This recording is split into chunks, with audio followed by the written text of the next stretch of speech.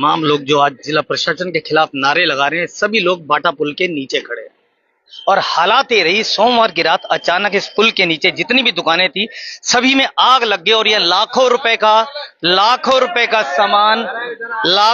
सामान जलकर स्वाहा हो गया। आप देख रहे हैं, ये आप इस बाटा पुल के नीचे सैकड़ों दुकानें, जहां पर गरीब लोग अपनी दिनचर्या चलाने के लिए यहाँ रोजगार करते थे और दुकानें लगाते थे, लेकिन अचानक आग लग गई। और आग लगने के बाद दमकल विभाग की कई गाड़ियों ने आकर यहाँ पर आग बुझाई और आग पर नियंत्रण किया गया। ये शुक्र है किसी की जान की हानि नहीं हो पाई, लेकिन लाखों रुपए का सामान जलकर स्वाहा हो गया।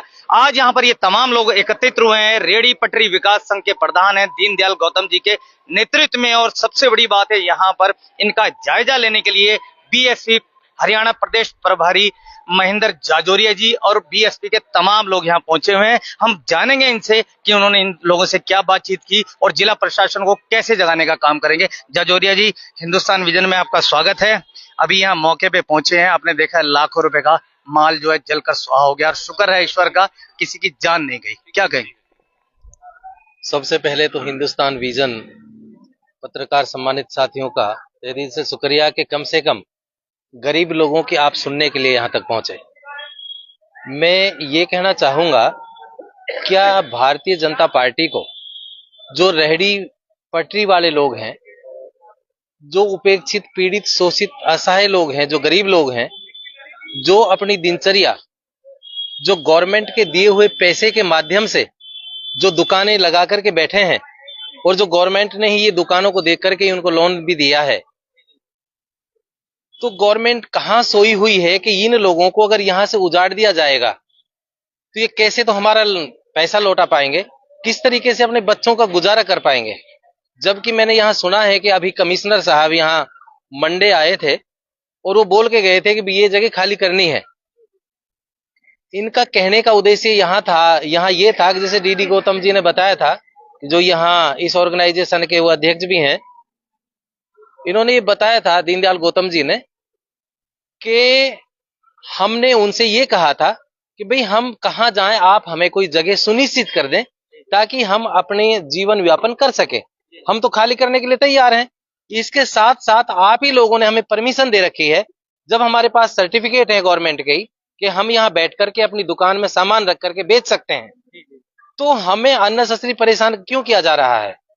पता नहीं प्रशासनिक अधिकारियों को ये चीज उनकी बुरी लगी, या यहाँ के जो आपको पता ही है कि जो कुछ उपद्रवी लोग हैं जो भारतीय जनता पार्टी में आज तो ज्यादातर व्याप्त है। आपको पता ही है कि जितने बलात्कारी आज सेंट्रल गवर्नमेंट में भी भारतीय जनता पार्टी के मिनिस्टर बन के बैठे हैं, उनके प्रति कोई भी आज तक जो है किसी भी तरीके का कोई एक्शन नहीं हो रहा है।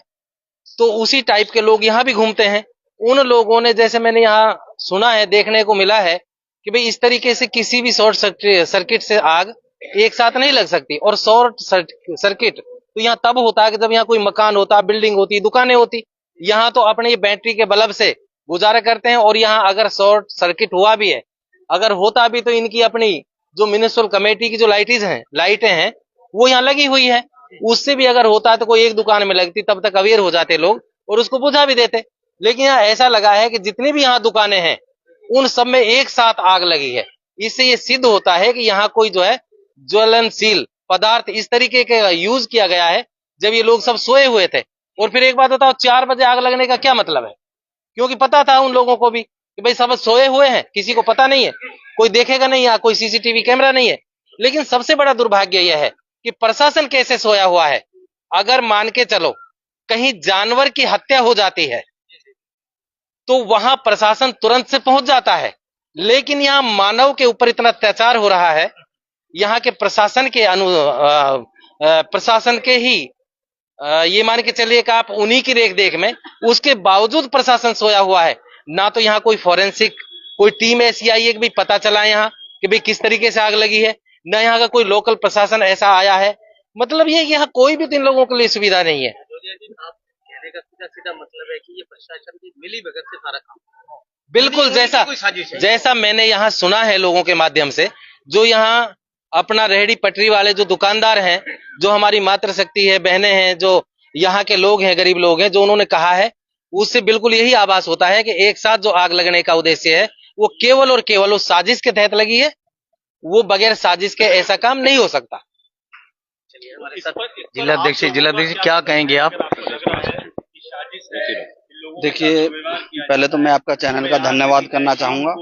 बाकी आज बहुजन समाज पार्टी इस जो घटना का घोर निंदा करती है और प्रशासन से अनुरोध करती है कि इनको उचित मुआवजा दिया जाए और इनको रहने के लिए जो इनके रेहड़ी पटरियों को स्थान दिया जाए। आज इनके साथ अन्याय हुआ है, अत्याचार हुआ है। जिस प्रकार से गरीब लोग यहाँ पर जीवन यापन कर रहे थे और रोजगार की व्यवस्था कर रहे थे, लेकिन इनके साथ अन्याय अत्याचार हुआ है।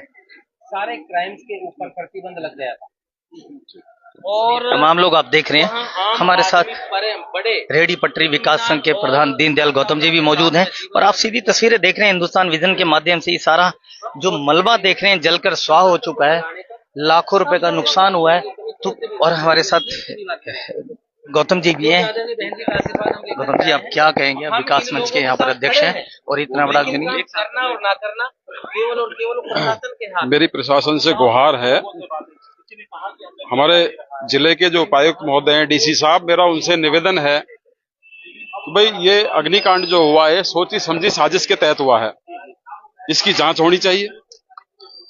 कल सुबह 4 बजे घटना घटी है, मगर 4 बजे से आज शाम के 4 बज गए हैं। प्रशासन की तरफ से कोई भी मौके का मुआयना करने के लिए टीम नहीं आई है, कोई फॉरेंसिक टीम नहीं आई है।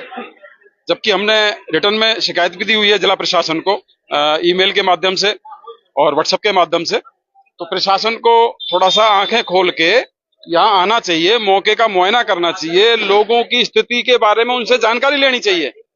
ठीक है, हम मानते हैं भाई पुल डैमेज हुआ है थोड़ा सा, वो प्रशासन रिपेयर कर देगा उसको, मगर आप यहाँ दुकानदारों को हटाने की बात कर रहे हैं तो ये 500-600 दुकानदार अपने परिवारों को कैसे पालेंगे? अगर यहाँ अलॉटमेंट तो इन्होंने दी, अलॉटमेंट इन्होंने दी, मगर वो ये कहते हैं कि भाई पुल को खतरा है तो नीलम पुल के नीचे आपने मार्केट बना के क्यों दी 2003 में? महानगर पालिका बाजार बना के दिया आपने 2003 में, वो क्यों दिया? आगजनी तो वहां भी हुई, वो दुकानें क्यों नहीं हटाई गई?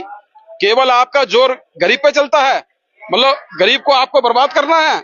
गरीब के लिए आपके पास कोई पॉलिसी नहीं है, कोई नीति नहीं है आपके पास। ये इतने बड़े बड़े अधिकारी हैं, IAS IPS हैं, ये गरीब के लिए कोई नीति क्यों नहीं बनाते, कोई पॉलिसी क्यों नहीं बनाते? मतलब गरीब को हम भूखा मरने के लिए छोड़ दें? गरीब का कोई सुनने वाला नहीं है। आज लाखों रुपए का नुकसान हुआ है इन गरीब दुकानदारों का। जो तिल तिल करके जोड़ा हुआ धन था, इनका जो माल था, वो पूरी तरह से तहस नहस हो गया है। मेरी डीसी साहब से गुहार है, गुजारिश है, रेड क्रॉस की टीम को या फरीदाबाद प्रशासन की किसी टीम के मौके पे भेज के इन दुकानदारों के नुकसान की भरपाई करवाई जाए और उनके भरण पोषण का इंतजाम किया जाए। और जो हटाने वाली जो पॉलिसी और नीति बना रहा है प्रशासन, इस नीति को, इन बातों को करना बंद करे और हमें बसाने की बात करे, हमें रेगुलर मार्केट बनाने की बात करे। ये तमाम मातृशक्ति हमारे साथ मौजूद है, इनकी भी दुकानें जलकर यहाँ खाक हुई हैं। क्या कहेंगी माता जी, कैसे आग लगी है? अपने आप ही एकदम से लगी, पता नहीं कैसे लगी, कोई देखा नहीं था। आपकी भी दुकान का सारा सामान जल गया? सारा जल गया, जेरी मेरी दुकान में सारा कुछ जल गया, कुछ भी ना रहा।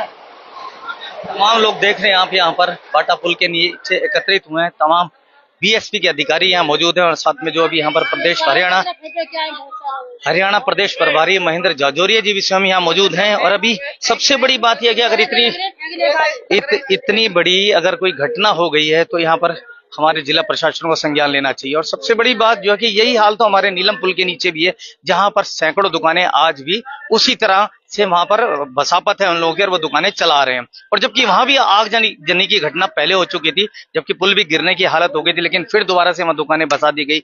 लेकिन अब ये बाटा पुल का है, जहां हजारों गरीब परिवार यहाँ दुकान लगाकर अपनी रोजी रोटी चलाते हैं, तो उसमें जिला प्रशासन को क्या दिक्कत होनी चाहिए? उसके बाद उन्होंने अलॉटमेंट खुद भी किया। ये जिला प्रशासन को संज्ञान लेना चाहिए, क्योंकि हजारों लोगों की रोटी रोजी का यहाँ से जुगाड़ है, उनकी भरण पोषण का जुगाड़ है। अगर वो संज्ञान नहीं लेंगे तो मजबूरन इन लोगों को रोड पे आना पड़ेगा। तो जुड़े रहे हमारे साथ, देखते रहे हिंदुस्तान विजन। मेरे सहयोगी भावना पाठक के साथ मैं सुरेश गौतम।